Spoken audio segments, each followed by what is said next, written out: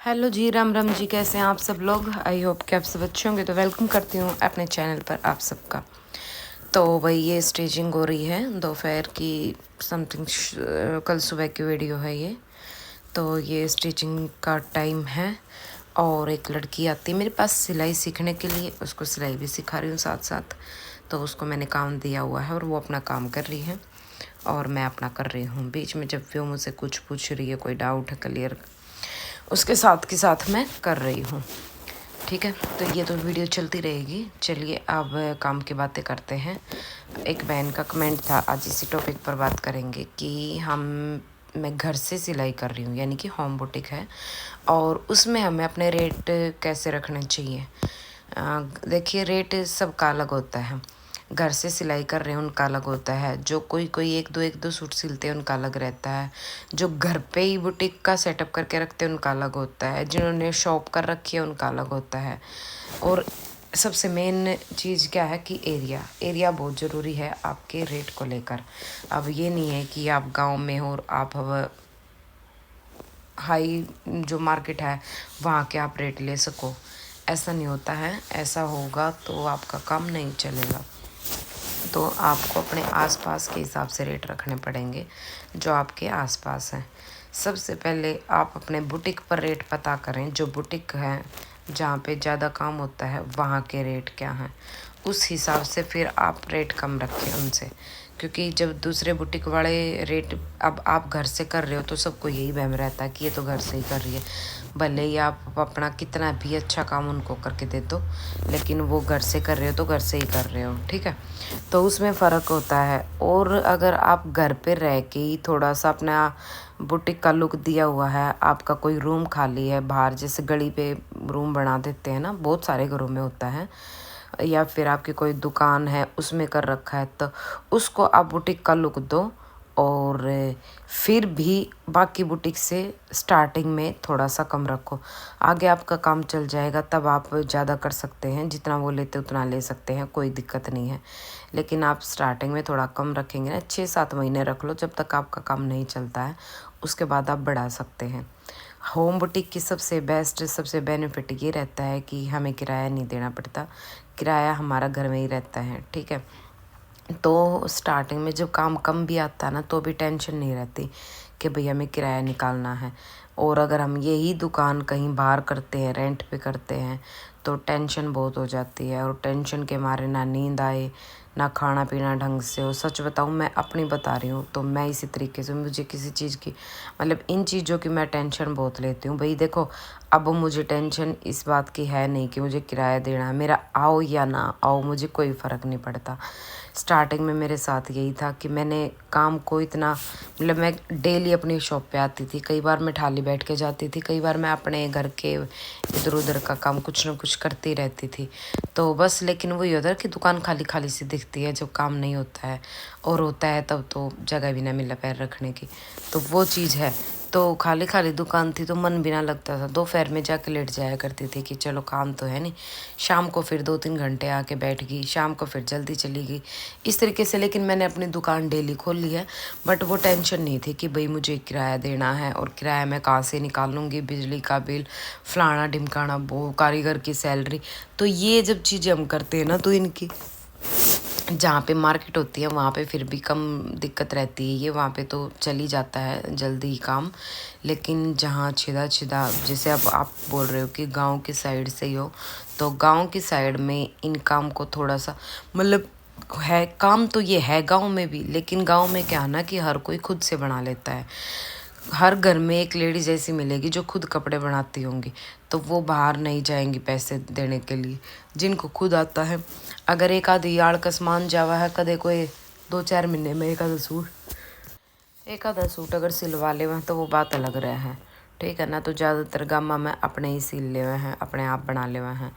लेकिन फिर आप बुटीक लगा कर थोड़ा बहुत डिज़ाइन विज़ाइन करोगे, मतलब थोड़ा कुछ अलग बनाओगे, तो फिर वे थोड़ा ट्राई करवाती ज़रूर आऊँगी, क्योंकि वे हमारी तरह हों स्टार्टिंग में। जैसे हमने भाई जब बुटीक शुरू करा है तभी ज़्यादा एक्स्ट्रा सीखा है, उससे पहले सिर्फ सिंपल सूट सलवार ही आते थे, तो उनको यही आता। लेकिन कोई न्यू डिज़ाइन अगर आपको पहले देख लिया, या तो वो आपसे बनवाने के लिए आएंगे कि भी मुझे भी ऐसा बना दो। ठीक है। तो इस तरीके से आप अपने काम को बढ़ा सकते हैं और रेट आप अपने हिसाब से, अपने एरिया के हिसाब से रखें। एरिया का हिसाब है कि बुटीक का, कि बुटीक पे आप रेट पता करो, उससे कम रख लो। अब आप बोलोगे कि भी मेरे पड़ोस में एक लेडी है, वो घर में 100 रुपये में सूट सिल रही, वो 80 रुपये में भी सूट सिल रही, वो चीज़ मैटर नहीं करती, आप उनको मत देखो। ऐसे तो कोई फ्री में भी सिल रहा होगा किसी के, बहुत सारी ऐसी है कि अपने घर कुनबे के या किसी के फ्री में भी सिल देता होगा, वो उनकी हेडेक है। तो आप उस चीज़ को मत लो, आप अपने बुटीक के पता करो कि बुटीक पे क्या रेट है आपके, बुटीक के हिसाब से आप अपने रेट रखो। अपने काम की वैल्यू करो, अपने काम पे आप देखो कि आपका काम कितने का है। अगर बढ़िया काम है, फिनिशिंग का काम है, तो आप उनसे सिर्फ, अगर वो 300 रुपये ले रहे तो 250 रुपये रख लो, अगर वो 250 ले रहे तो 200 रुपये रख लो, ठीक है। और अगर आपको लगता है कि आपका काम थोड़ा सा फिनिशिंग का कम है और मतलब उन जैसा नहीं है, मैं ये बात बोल रही हूँ, उन जैसा नहीं है, तो उसमें आप सुधार करो, ठीक है। प्रैक्टिस करो, प्रैक्टिस डेली आप काम करोगे तो उसी से आएगी। एक दिन में प्रैक्टिस नहीं आती है, एक्सपीरियंस होता है काफ़ी टाइम का। तो आप डेली कुछ ना कुछ फ्री रहो, जब भी कुछ ना कुछ बनाते रहो। घर में बहुत सारे कपड़े पड़े रहे हैं तो कुछ भी बनाते रहो उससे, ठीक है। इससे आपकी प्रैक्टिस, स्पीड, फिनिशिंग सारी चीज़ बढ़ेंगी। स्पीड बढ़ाओगे, स्पीड बढ़ानी है आपने अपने काम की, ना कि मशीन की, ठीक है। मशीन ने मत सोचो कि आप मशीन तेज़ चला ली तो स्पीड बढ़ गई। अब आप मशीन ने एक बार में चला दोगे, वो एक टाका पूरा मार देगी फटाक दे इसने, लेकिन उसके बाद आप सूट न रख कर बैठ जाओ, फ़ोन यूज करने लग जाओ, तो वो वहाँ पर स्पीड क्या करेगी। स्पीड आपने अपने दिमाग की बढ़ानी है, अपने आप को रेडी रखना है कि आपने यो इतनी देर में यो काम कर देना है, ठीक है। 2-3 दिन तक यही वीडियो चल रही है, इसी में मैं आपने बता रही हूँ स्पीड से रिलेटेड। तो आप अपनी स्पीड ने, मशीन की स्पीड ने ना बढ़ाकर अपने माइंड ने और अपने हाथा की स्पीड ने बढ़ाओगे तो ज़्यादा बेटर रहेगा, ठीक है। और दूसरी बात ये है कि काम शुरू कैसे करें। स्टार्टिंग में सब न लग गया करे कि कोई भी काम शुरू करा है ना, तो उसमें बहुत सारे डाउट रहे हैं, बहुत सारे क्वेश्चन रहे हैं। तो कितना पैसा लगाओ है, कितना ना लगाओ है, ये सब डाउट रहे हैं। बट सिलाई का काम एक ऐसा काम है जिसने आप बिल्कुल थोड़े तक की हकती ज़ीरो तो शुरू कर सको हो, जीरो इन्वेस्टमेंट के साथ शुरू कर सको हो, ठीक है। इसमें आपने ज़्यादा पैसा लगाने की ज़रूरत नहीं है अगर आपका बजट नहीं है तो। क्योंकि देखो, पैसे लगाने तो आप 5 लाख रुपए भी लगा कर बुटीक खोल सको हो, और ना लगाना हो तो आप 5 रुपए की एक रील लेकर 15-20 रुपए के खर्चे में आपका एक सूट बन जाएगा सिंपल। बुकरम, गला, धागा, जो भी आपका सामान आवा है, ठीक है। उस सूट की सिलाई आओगी आपके पास 150 रुपये, 150 ही लगा लो आप, कहीं कहीं के रेट बहुत ही कम है, 150 रुपये लगा लो आप। 150 रुपये जो सिलाई आओगी, उसमें तो आपने अपनी बुकरम खरीदनी है, फॉर्म पाउंचा की जो भी लगा हो वो खरीदने हैं, गले खरीदने हैं, ठीक है। उसमें आपकी इतना, ये सारी चीज़ें इतनी आ जाओगी कि आप 3-4 सूट आराम से बना लोगे, बच भी जाओगा, ठीक है। उसके बाद फिर 3-4 सूटा की सिलाई आएगी, 150 4 सूटा की सिलाई लगा लो आप, तो ये हो गए 600 रुपये। 600 रुपये में था आप 100 रुपये अपनी सेविंग के डाल दो, ठीक है। इकट्ठे आ रहे हैं, अगर आगे पीछे भी आ रहे हैं तो कोई दिक्कत नहीं है। 100 रुपये आप अपनी सेविंग में डाल दो, बच के 500 रुपये। 500 रुपये में तो आप 300 रुपये का आप सामान खरीदो अपने बुटीक का, जो कि और आपके पास रहेगा। 200 रुपये आप अपने घर खर्च में लगाओ, भाई आपके कुछ खर्चे भी होंगे, ठीक है। इस तरीके तो आप करे जाओगे ना, जितनी बार भी आपके पैसे आ रहे हो उतनी बार आप कुछ सामान जोड़ते रहें अपने बुटीक के लिए, और कुछ थोड़ा सा सेविंग में डालते रहे। और रही बात खर्च की, तो खर्चा तो देखो, घर में जितने पैसे होंगे ना उतने ही खर्च हो जाएंगे। आप सारे रख कर देख लो, एक भी सेविंग में मत डालो, एक भी बुटीक के सामान में मत लगाओ, फिर भी घर में सारा खर्च लग जाओगा और आपने नो भी नहीं पता चलेगा कि पैसे गए कहाँ। क्योंकि पैसे आने तो पहला ना अपना जाने का रास्ता ढूंढ ले हैं। तो आप पहले तो ये डिसाइड कर रखो कि उसके तो मेरे पैसे आएंगे सिलाई के, तो उसमें मैंने यो लेकर आना है और उसमें मैंने यो लेकर आना है। तो ये चीज़ आप पहले डिसाइड कर रखोगे तो दिक्कत ना होगी, और आए पैसे और अपना सामान इकट्ठा करें और आगे बढ़े। तो जो भी बहन सिलाई का काम शुरू कर रही हैं या करना चाहती हैं, देखो जिनने कर लिया उनने तो इतना तो एक्सपीरियंस हो ही गया, ठीक है। और जो करना चाहती है ना, तो वो कर लें, अपने घर पे बैठ के करें पहले, और जिसको बाहर बुटीक करना वो बाहर कर सकती हैं, लेकिन बिल्कुल स्टार्टिंग से देखो काफ़ी टाइम से सिलाई घर पे की है उन्होंने और अब वो बाहर कर रही हैं, तब वो कर सकते हैं। लेकिन उन्होंने सिलाई सिर्फ अपने अपने सूट सिले हैं, आज तक बाहर के किसी के भी नहीं सिले, कोई एक्सपीरियंस नहीं है। तो उनके लिए तो यही बोलूँगी, पहले कुछ टाइम 1 साल 1.5 साल अपना घर से एक्सपीरियंस लें। घर से एक्सपीरियंस लेने से आपको कई बेनिफिट होंगे। एक तो आपको कस्टमर अलग अलग आएंगे, उनका बॉडी मेजरमेंट और भाई उनका मतलब तरीका, उनकी कई चीज़ें जो उनको लगेंगी कि भाई यहाँ पे ये दिक्कत है, मतलब बहुत सारे एक्सपीरियंस आपको होंगे, बहुत सारी चीज़ें सीखने को मिलेंगी अगर आप घर से कर। और यही चीज़ें आप एकदम से जाके बुटीक कर रहे हो और बुटीक में ये बाहर से दिक्कतें आएंगी, तो फिर मतलब कस्टमर ग्राहक भी टूटेंगे और कई चीज़ों में फ़र्क पड़ता है। ठीक है, तो आप पहले घर से ले थोड़ा सा एक्सपीरियंस, घर से सिलाई करें, घर से सिलाई करने के बाद ही आप बाहर निकलने का सोचें। और आजकल आपने देखा है, देखो कोई भी आप काम करो ना, तो उस काम की नॉलेज आपने सबसे पहला होनी बहुत ज़रूरी है।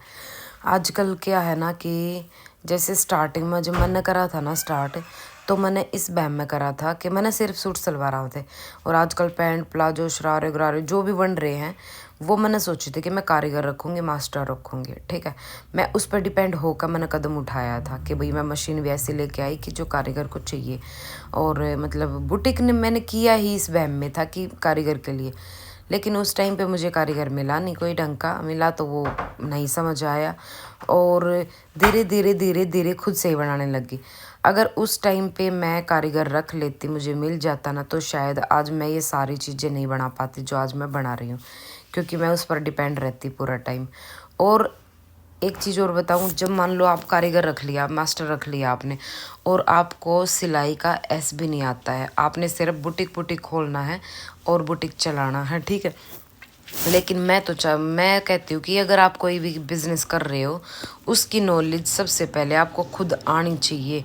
देखो जब कोई भी कस्टमर आता है, मान लो आपका मास्टर कारीगर आपके शॉप पे नहीं है, छुट्टी है या अदरवाइज़ 10 मिनट के लिए इधर उधर गया है, अगर कोई कस्टमर आ जाता है तो वो ड्रेस के बारे में पूछेंगे आपसे, कपड़ा पूछेंगे, कितना फैब्रिक लाऊं, मुझे ये ड्रेस बनवानी है, कितने में बन जाएगी, कितना क्या खर्च आएगा। तो ये सारी नॉलेज आपको होगी नहीं, क्योंकि आपने तो ये काम कभी किया ही नहीं है। तो करोगे तभी तो पता चलेगा ना इस ड्रेस में कितना कपड़ा लगेगा, कितना खर्च आएगा, तो आप उसको बता ही नहीं पाओगे। तो वो मतलब एक होता है ना कि हम किसी शॉप पे जाते हैं और वहाँ से मतलब हमें वो चीज़ मिलती ही नहीं है जो हमें चाहिए होती, तो हम दोबारा कभी मुड़कर देखते भी नहीं हो उसकी तरफ कि नहीं इस पे नहीं, इनको कुछ नहीं पता, चलो आगे चलते हैं। ये चीज़ होती है। तो आपको नॉलेज होनी भी बहुत ज़रूरी है, फैब्रिक के बारे में भी नॉलेज होनी ज़रूरी है, किस फैब्रिक में कौन सा लाइनिंग लगेगी, कौन सी नहीं लगेगी। ये कस्टमर को सजेस्ट करना चाहिए आपको आगे से ही, ना कि कस्टमर के पूछने पर। ठीक है, कोई कपड़ा है उसमें डिज़ाइनर की ज़रूरत है, कोई डिज़ाइन लेस की ज़रूरत है, या कोई और डिज़ाइन को आपको लग रहा है कि ये चीज़ लगाने से ये और ज़्यादा सुंदर बन सकता है, तो ये आप उनको ऑफ़र दे कस्टमर को कि भाई आप ये काम करवा सकते हैं, ये ऐसा लुक देगा, ये लगेगा, अच्छा लगेगा, ये करवा सकते हो। करवाना ना करवाना कस्टमर के ऊपर डिपेंड करता है, लेकिन आपको उनको थोड़ी सी सलाह देनी चाहिए। जब भी मेज़रमेंट ले रहे हैं, अगर वो बीड़ा है चौड़ा, अगर ज़्यादा ही टाइट लग रहा है तो आप उनको बताओ कि थोड़ा सा ज़्यादा टाइट लग रहा है मुझे, आप कंफर्टेबल हो तो ठीक है, लेकिन मुझे लग रहा है तो मैं इसको थोड़ा सा खोल देती हूँ।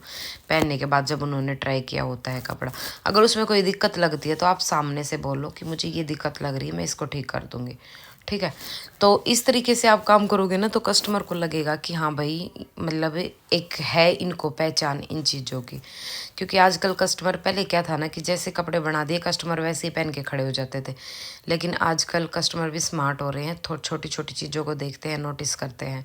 तो इन चीज़ों का ध्यान रखो, आपको नॉलेज होनी बहुत ज़रूरी है, और आपको नॉलेज होगी तभी आप सामने वाले को हैंडल कर पाओगे। ठीक है, तो आज की वीडियो में क्या कुछ समझ आया नहीं आया, तो डाउट कोई भी हो तो आप कंप्लेंट कर लेना कमेंट कर लेना।